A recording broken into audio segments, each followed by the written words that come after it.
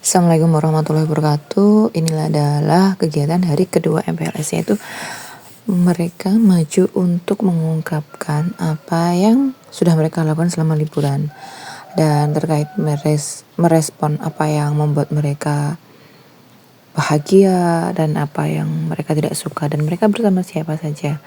Hal ini bertujuan untuk membiasakan mereka membuat kalimat ya. Jadi bagaimana menautkan antara satu kata dengan kata yang lainnya dan membuat kalimat ketika orang itu mendengarkan kalimat yang dia ceritakan itu bisa memahami gitu. Nah, ini juga adalah salah satu terapi mereka ketakutan ketika berada di depan kelas.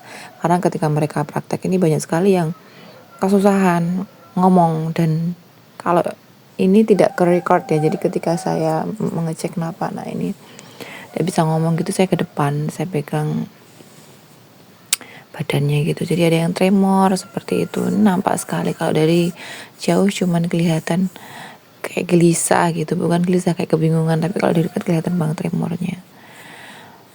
Nah, ada yang jantungnya bisa jeduk padahal cuman disuruh cerita aja. Dan ini durasinya setiap anak saya batasi 1 menit. Karena apa? Karena setiap anak 1 menit. Ini dikali 23 sudah 23 menit. Belum salam itu tidak termasuk dalam 1 menit. Pembukaan salam dan penutup salam ini tidak saya masukkan ke dalam durasi. Kenapa? Karena biasanya anak setelah mengucapkan salam itu mereka masih menatap teman-temannya, mempersiapkan diri untuk bercerita. Ini juga merupakan salah satu dari kegiatan literasi ya. Bagaimana menggiatkan literasi itu tidak cuman mereka menulis di atas kertas, tapi juga bagaimana mereka menyampaikan secara verbal. Nah, skill ini tuh harus diasah. Kalau tidak diasah ya mereka akan kebingungan. Apalagi di zaman sekarang mereka itu banyak yang di rumah mainnya gadget ya. Jadi mereka ini cukup dengan menggunakan gadget, mereka sudah menghabiskan waktunya.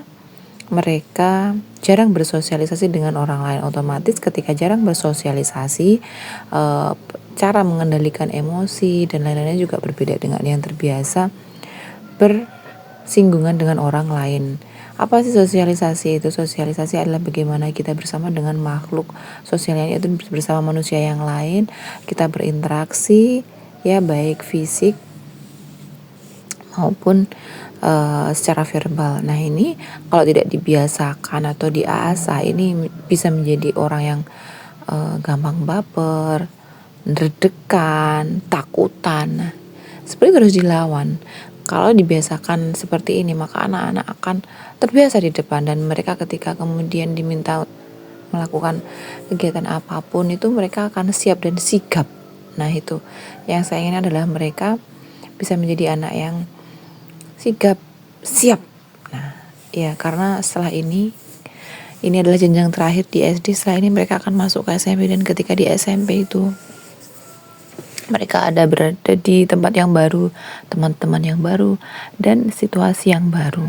Tentunya sangat berbeda dengan lingkungan anak-anak ketika mereka memasuki sekolah SMP. Yang mereka tempati adalah lingkungan remaja. Jadi manusia setengah dewasa. Jadi pola pikir mereka harus berkembang dan skill mereka harus diasah supaya mereka terbiasa dan mampu menghadapi itu tanpa rasa takut.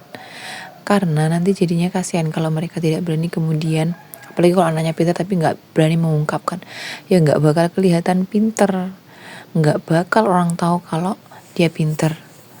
Nah, biasanya seperti ini.